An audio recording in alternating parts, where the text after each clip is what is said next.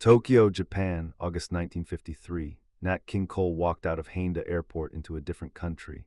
He'd flown from Los Angeles, 14 hours. He was tired in the way that long travel creates, the particular exhaustion of arriving somewhere entirely unfamiliar. His manager, Carlos Gastel, walked beside him. The Japanese promoter Tatsuo Yamamoto was there to meet them, bowing deeply, expression showing genuine warmth and excitement. Nat bowed back, instinctively. Then smiled. Nobody directed him to the service entrance. Nobody handed him a card with the address of a colored hotel across town. Nobody looked through him when he spoke. Nobody paused fractionally before acknowledging his presence. He was simply a man who had arrived, a performer who was welcomed, an artist whose visit was anticipated with genuine enthusiasm. He stood on the sidewalk outside Haneda Airport for a moment, feeling something he couldn't immediately name. He'd been to Europe, had performed in England, had toured the continent. The reception there was different from America, warmer in certain ways, less freighted with the specific weight of American racial history. But Europe had its own hierarchies, its own awkwardnesses, its own reminders. Japan was different, different in a way he hadn't anticipated, different in a way that would stay with him. Before we dive into Nat King Cole's 1953 Japan tour, how Japanese audiences greeted one of America's biggest musical stars with pure, uncomplicated enthusiasm. How he stayed in the same hotels as everyone else in his party, entered through the same doors, sat at the same tables, and what it meant to a man who had spent his entire American career navigating service entrances, divided concert halls, hotel rejections, and sponsor withdrawals to spend 2 weeks in a country where the specific form of racism that had defined his professional life simply did not apply to him. Let me ask, where are you watching from? Drop a comment, because this story about what dignity feels like when you've been denied it is as relevant in 2026 as it was in 1953. Japan in 1953 was 8 years past the end of World War II. The country was rebuilding under American occupation that was just beginning to wind down. General Douglas MacArthur's administration had ended in 1951. Japan was finding its way back to sovereignty. American culture had flooded Japan during the occupation years. American music especially, jazz, pop. The sounds of a victorious nation that was simultaneously occupying the country and fascinating it. Nat King Cole's records had reached Japan through this cultural pipeline. His voice was known. Unforgettable had been played on radio stations. Mona Lisa had sold. The King Cole Trio recordings had found listeners in Tokyo's jazz clubs and in suburban homes through the small radio sets that Japanese families were beginning to acquire as economic recovery took hold. When Nat arrived, he was not an unknown quantity. He was a beloved one. The first hotel was a revelation.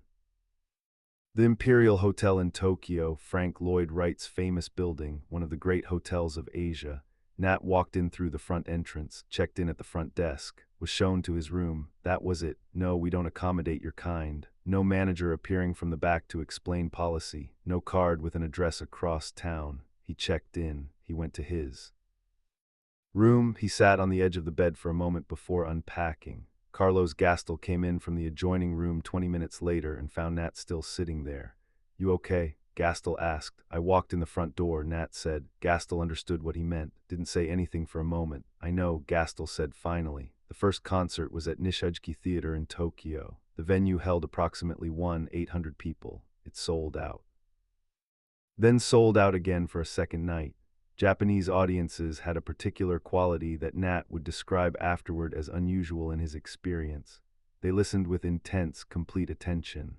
During the performance, the silence between songs was total, not the restless shuffling and conversation of American concert halls, but a focused, respectful quiet that suggested the audience was absorbing.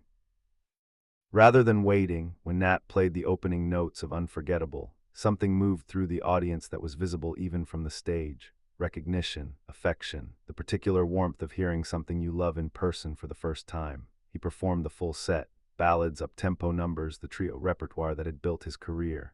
The audience received each song with the same focused appreciation, applauding at the ends with an enthusiasm that was genuine and unmistakable. At the end of the concert, as Nat took his bow, the audience rose. He stood in the spotlight and looked at 1,800 Japanese faces standing to applaud him. Nobody in that audience knew about the divided concert halls. Nobody knew about the hotel that had handed him an address card in Miami. Nobody knew about wrangled beer or the Capitol photo airbrushing, or the IRS audits or the cross burning in Hancock Park. They just knew the music, and they loved it completely.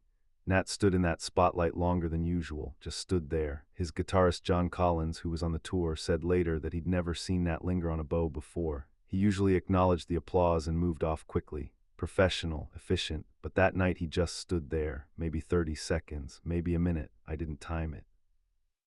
But it was long enough that I noticed. Backstage afterward, the promoter Tatsuo Yamamoto had arranged a reception. Journalists, musicians, cultural figures. They wanted to meet Nat King Cole. Nat moved through the room easily.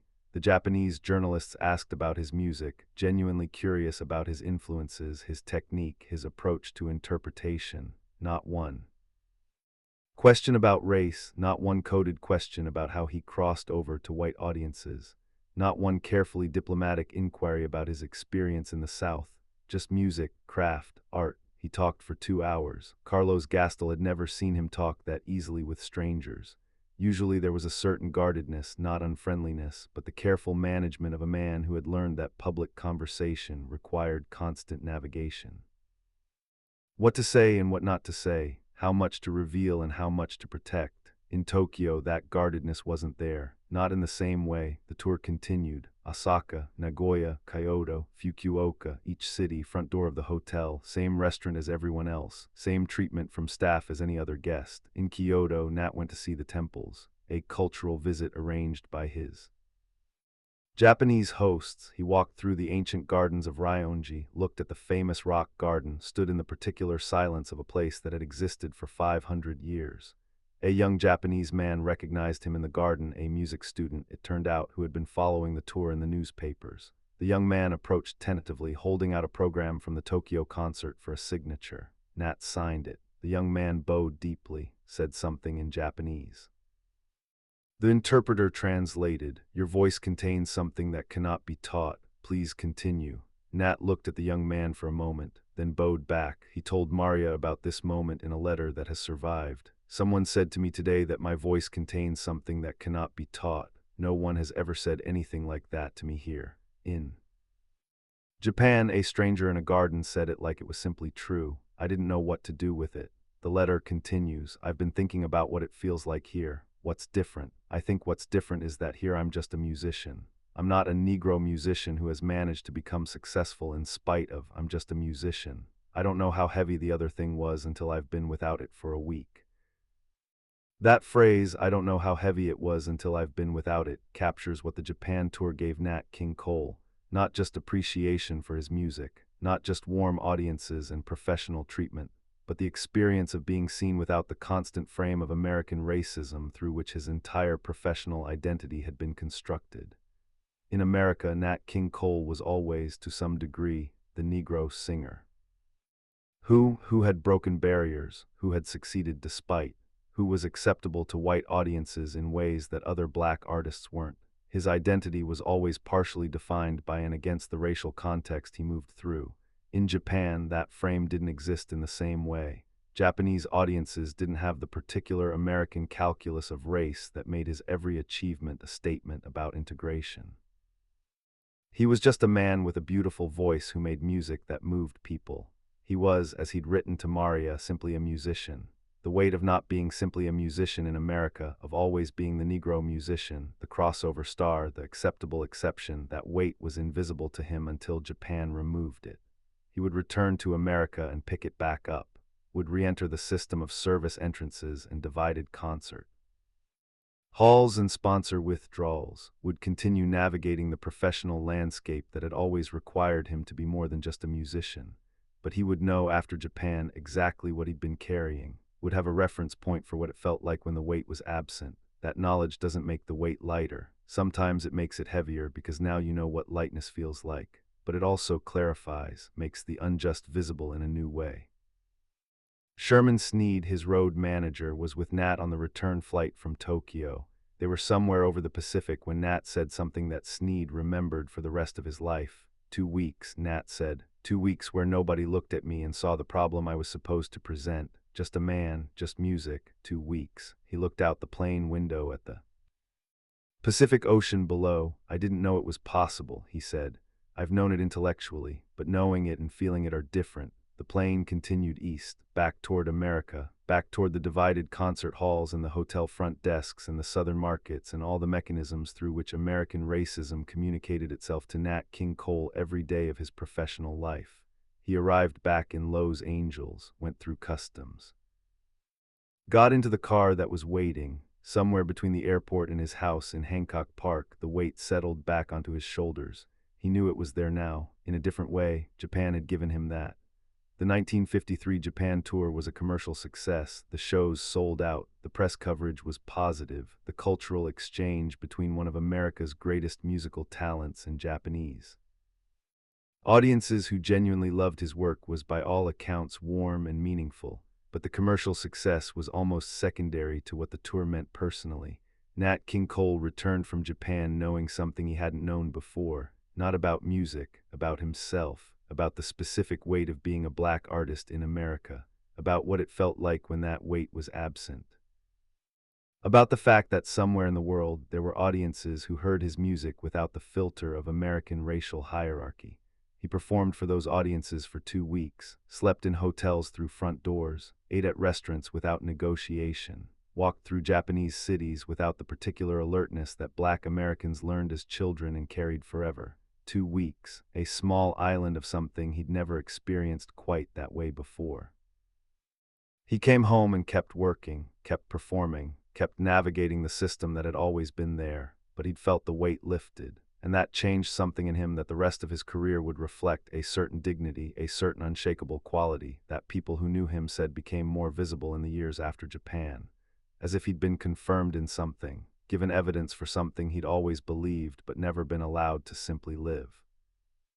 That he was simply a musician, that the music was simply music, that the warmth he'd given to millions of Americans across divided concert halls and through segregated radio stations and onto the records of a label that airbrushed his image from promotional photographs, that warmth was real, and it reached people, and a country on the other side of the Pacific had proven it without any of the conditions that America attached. Nat King Cole came home from Japan in 1953. He was 34 years old. He had perhaps 12 years left. He spent those years doing what he'd always done, the work, the music, the warmth, but he knew now, really knew in his body and not just his mind, what he'd been giving, and what he'd been doing it in spite of. Japan had told him the truth. The truth was, without the weight, he was simply extraordinary. With it, he was something almost incomprehensible, a man who carried all of that and still gave you warmth, every night, without showing the seams. That's what Japan clarified, not for the world, just for Nat, and that was enough. Japanese press reviews focused entirely on musicianship, Nat's piano technique, phrasing, emotional intelligence. Not one mentioned his race. Not one framed his success as remarkable given circumstances. He was assessed on purely musical terms. Nat collected these reviews, had them translated, showed one to Carlos Gastel. This man spent 4 paragraphs on my piano technique. In America, articles spent paragraphs on crossover appeal, racial integration significance. In Japan, only the music.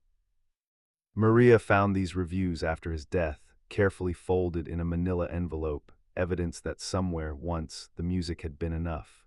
The musicians who accompanied him on the tour also experienced Japan differently from their American touring. John Collins, Oscar Moore's replacement on guitar, later said it was one of the most professionally comfortable tour of his career, not because the venues were superior or the logistics were smoother, but because the constant background tension of touring. Black in America simply wasn't there. You don't realize how much energy you spend on that vigilance until you don't have to spend it, Collins said. In Japan we just played, ate, slept, played again. That was it. It sounds simple. It wasn't something we'd experienced that way before. The hotel situation in Japan also resonated with the musicians beyond Nat. All of them had experienced, in various forms, the particular American ritual of the black touring musician, the phone call ahead to find accommodation, the knowledge that certain hotels required different arrangements, the familiarity with which side of town had the establishments that would serve them without negotiation. In Japan, they called ahead to reserve rooms, and rooms were reserved. They arrived, checked in, slept. The transaction was exactly what it appeared to be. John Collins said years later, "We went back to America and within a week we were back to the regular system. But for a while after Japan, we talked about it, about what it felt like, how different it was. Nat was quieter about it than the rest of us, but he'd brought it up on the plane, 2 weeks where nobody saw the problem I was supposed to present. That's what he said. We all understood exactly what he meant." The tour generated lasting Japanese appreciation that persisted for decades. Japanese fans maintained fan clubs, his records continued selling, and when Natalie released, unforgettable. With Love in 1991, Japan was one of its strongest markets. Audiences who saw him in 1953 told their children. That connection, pure, musical, uncomplicated by American racial politics, made it lasting in a specific way, in America. Nat King Cole's legacy is always partly about what he overcame, what barriers he broke, what it meant that he succeeded as a black man in the entertainment industry of the 1950s.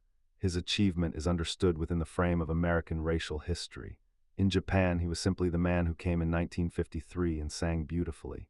His legacy there is purely musical. Both are true, both are important, but only one of them was available to Nat while he lived. And it wasn't the American one. The American one came later, after the civil rights movement changed the context, after the nation slowly and completely came to understand what it had put its black citizens through.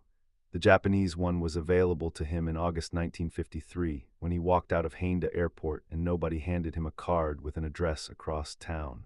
He remembered it for the rest of his life, carried it alongside everything else he carried. The man who told his road manager, 2 weeks where nobody looked at me and saw the problem I was supposed to present, went home and continued being exceptional under conditions that made excellence almost incomprehensible.